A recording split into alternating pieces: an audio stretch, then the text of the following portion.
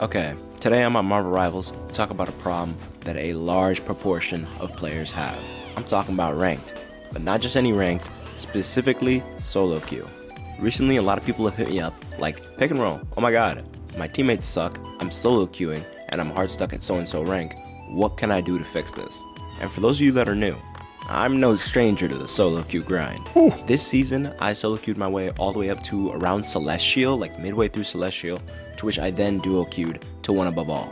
Damn. And best believe, along the way, I definitely saw my fair share of, let's just say, dog shit teams. Oh my Some days. brain dead monkeys. Some players definitely don't deserve the rank they're at, and those are the teammates that you get. Wait, dude, this is a console player, bro. Dude, props to this guy, bro. Getting like one above all on console, bro, has to be like way harder. Like, I know, obviously, well, because there's crossplay, so it's like unless you turn crossplay off, like you're basically playing against people that have way better mechanics than you.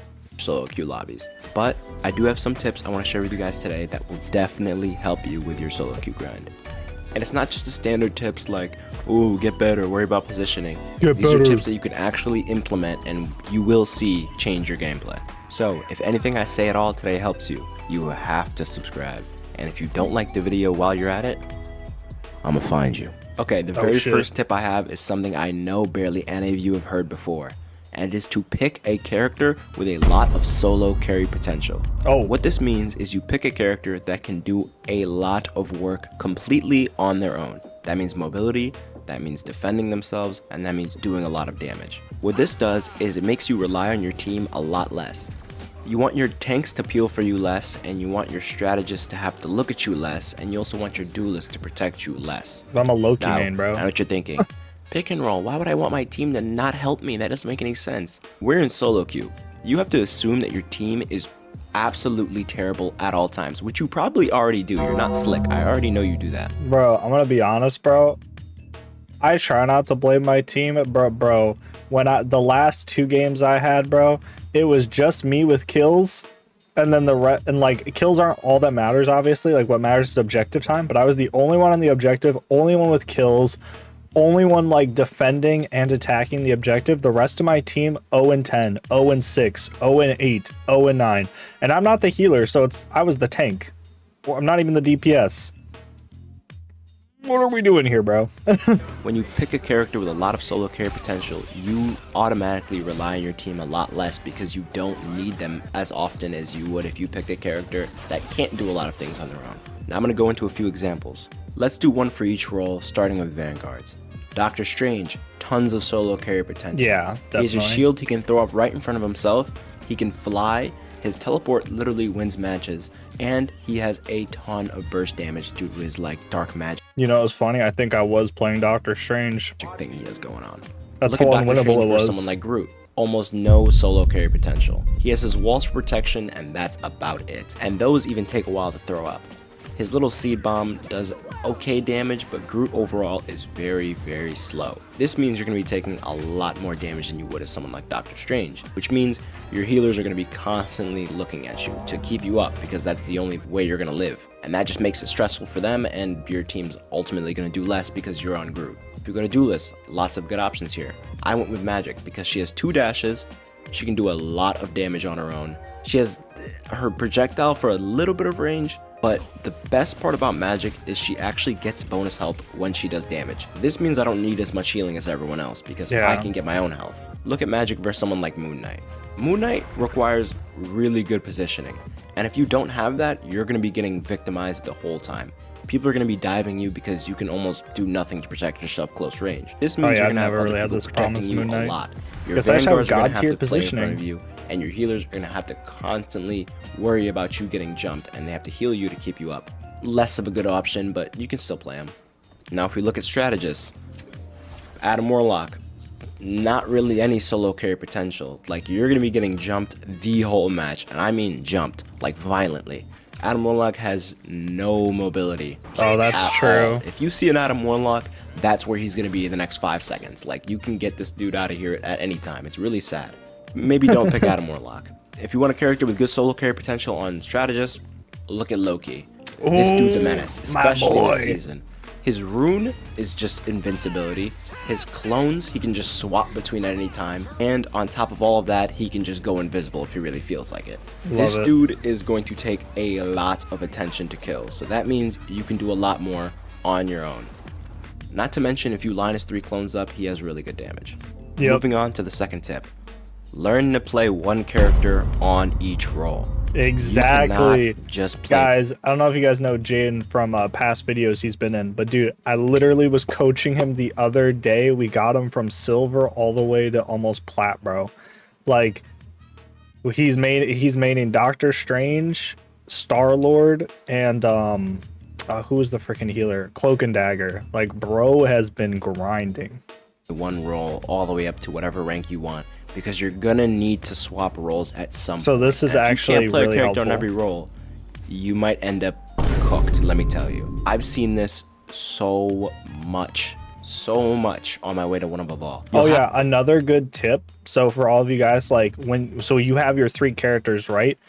I would, as long as no one takes all 3, like if you see 2 of your characters already selected, I would select that 3rd character.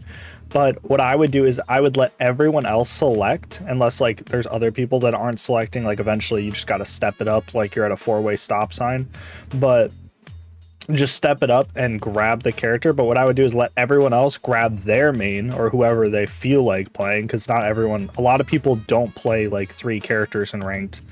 So just let them pick, and then you want to assume, like, this has the best success for me and anyone I've told this.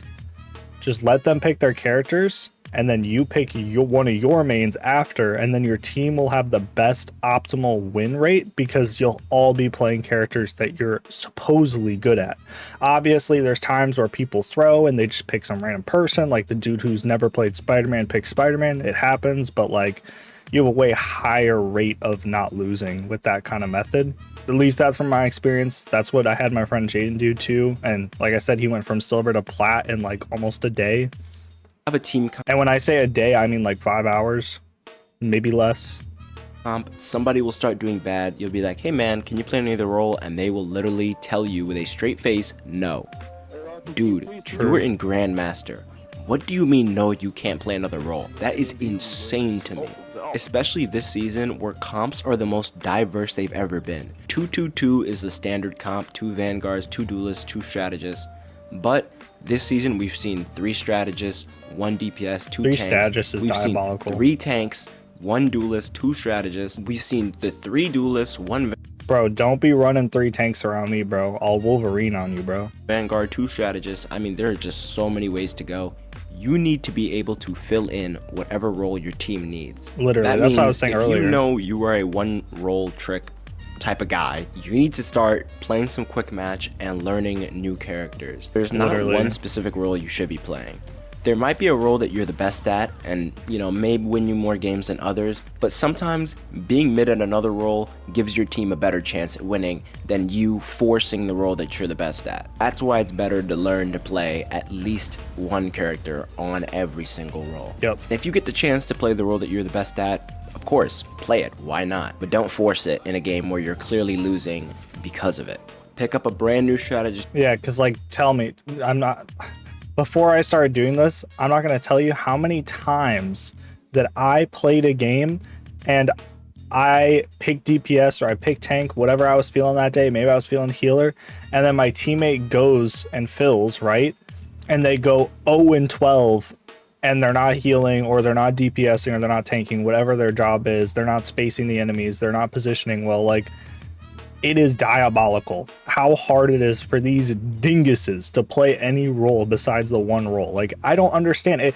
The game is not that hard. Like, I'm gonna be honest. Like, yes, there's like little mechanics and positioning and all that stuff, right?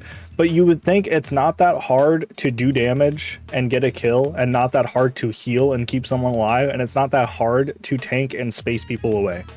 Like, these are not huge, complicated concepts. But I gotta remember, bro, the average IQ is like 80 or 90 or something, bro. If you've never tried before, try a brand new Vanguard, because I know you insta-lock Duelist, alright? You're not slick, okay? I Bro, I'm know. gonna be real. That's Jaden. Like, not even kidding, guys. Like, he was literally. I would tell him, okay, let them pick. I'm watching his screen on Discord. Bro, insta locks Spider-Man or Star-Lord. I'm like, bro, get the fuck off that character before I disown you. What you are. I'm looking at you right now. I'm looking at you in the eyes.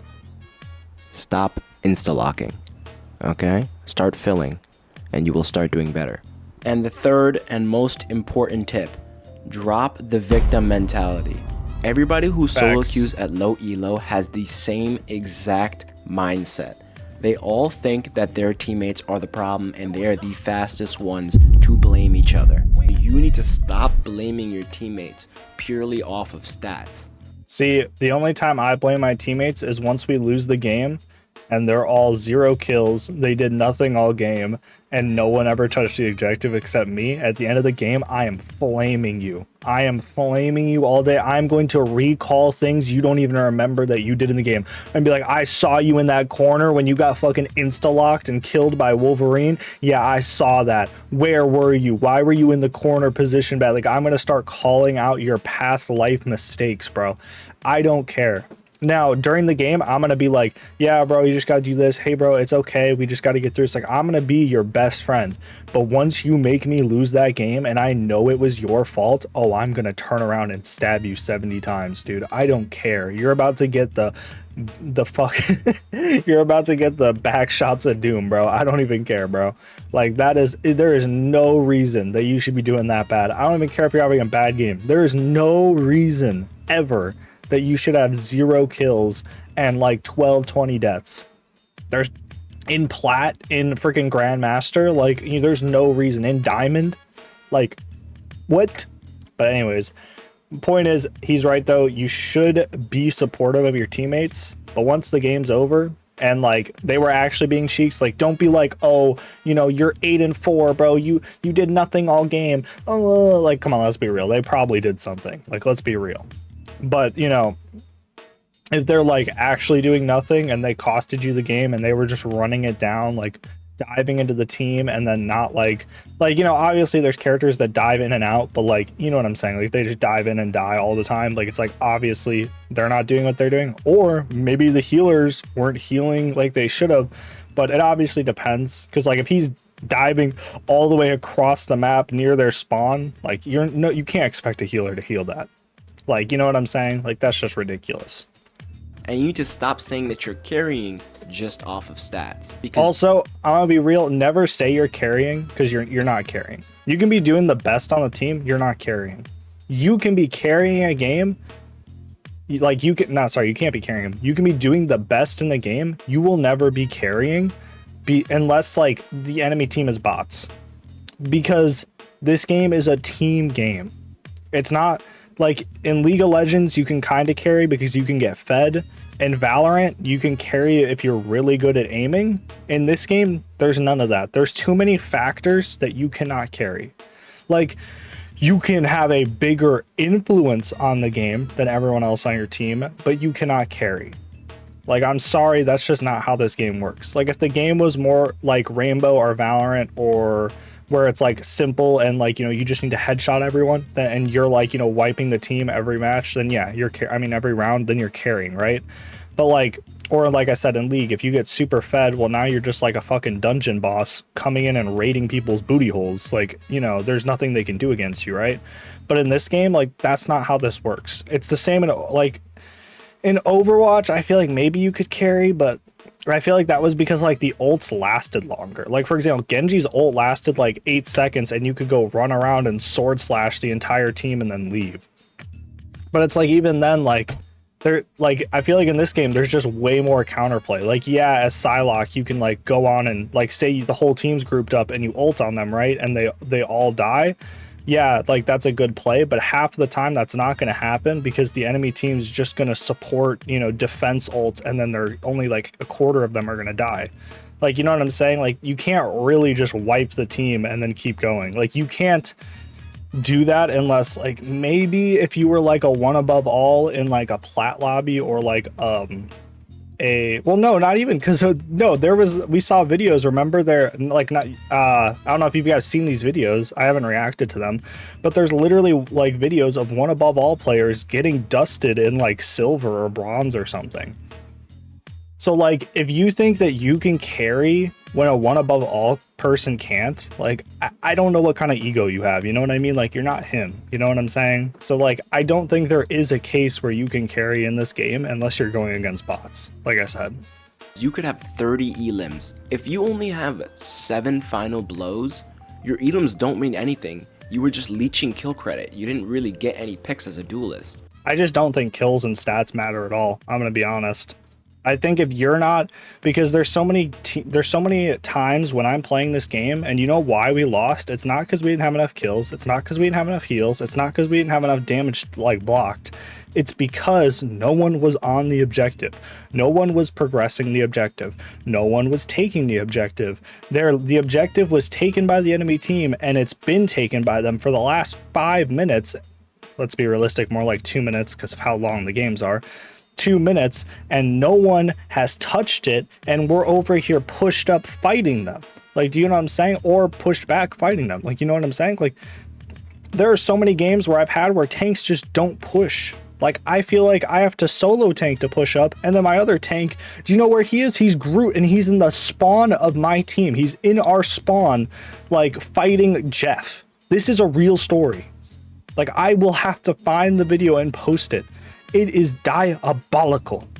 Actually, I don't think I was recording that one for once. I think I was like, honestly, in the dark crying. But, you know, point is, like, it's crazy. These amount of stupid people in this game.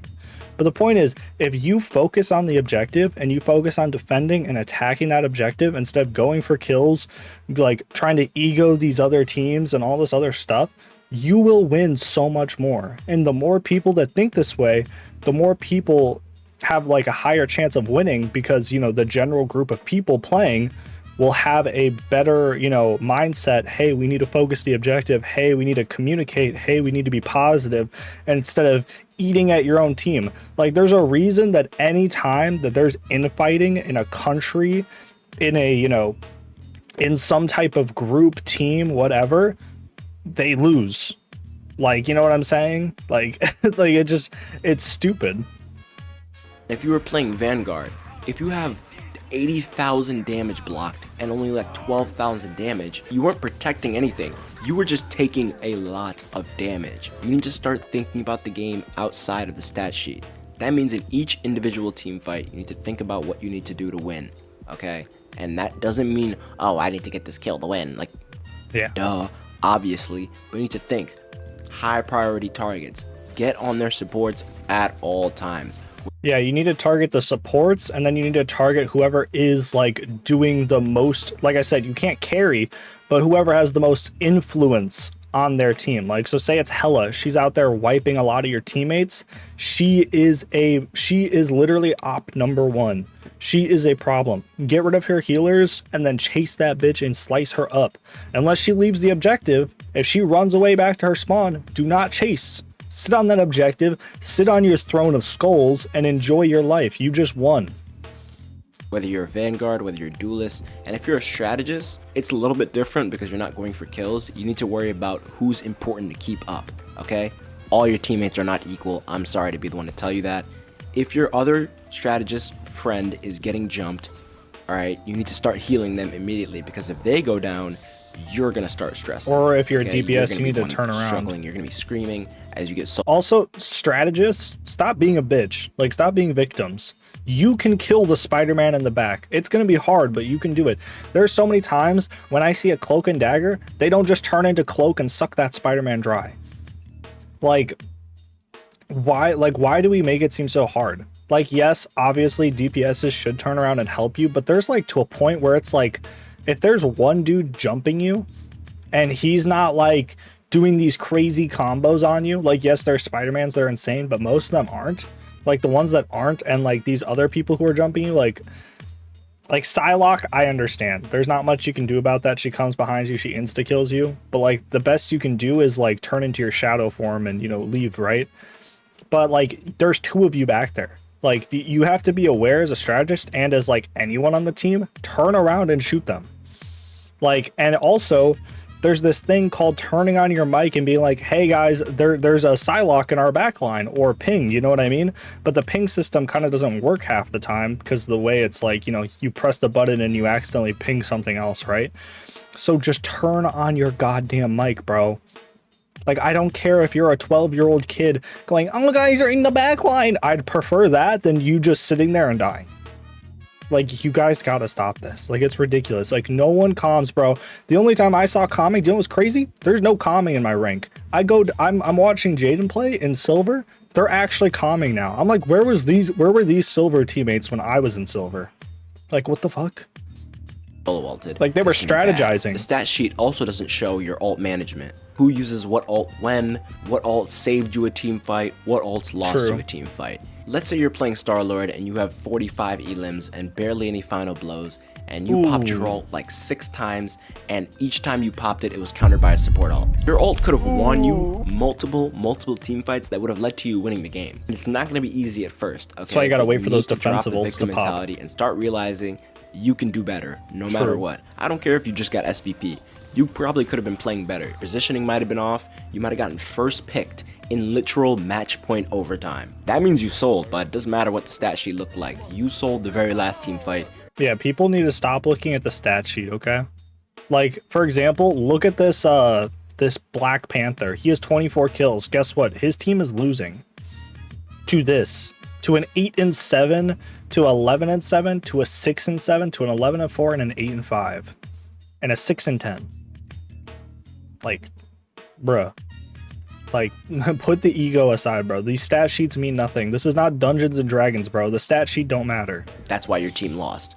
Like, that's all there is to it. It's as simple as that. So even if you carry one game, you got to carry the next, and the next, and the next. Because if you're not doing the most you possibly can do...